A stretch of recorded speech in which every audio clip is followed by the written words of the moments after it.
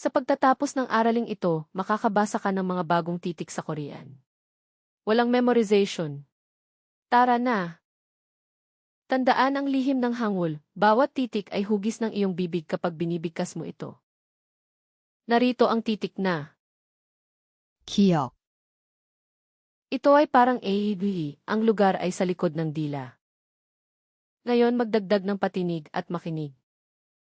가, 고, Narito ang titik na.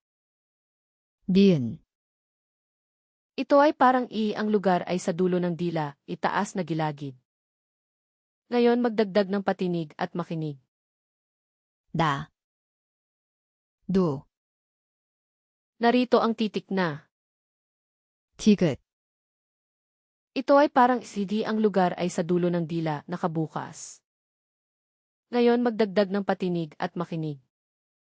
다, 도, Ngayon ang mga patinig. Makinig at panoorin ang mga linya.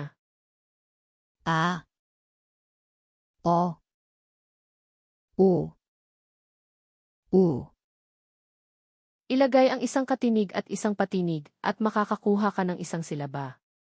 Parang mga bloke ng gusali.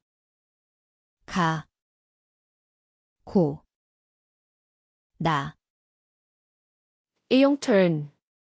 Basahin ito ng malakas. Huminto kung kinakailangan. 가, 고, 나, Kahanga-hanga. Natutunan mo na ang 3 katinig at 4 na patinig.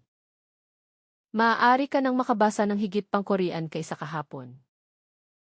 Ngayon itaga mo na. Pumunta sa korean.weasum.com libreng pagsasanay, walang signo. Ang link ay nasa ibaba.